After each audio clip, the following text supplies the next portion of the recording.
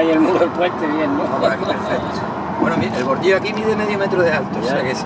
Qué guapo.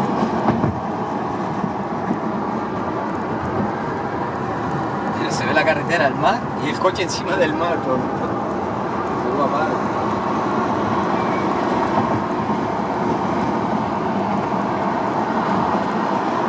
No tiene coche detrás ni nada, así que es relajado. Joder, si bordillo que hicieron aquí.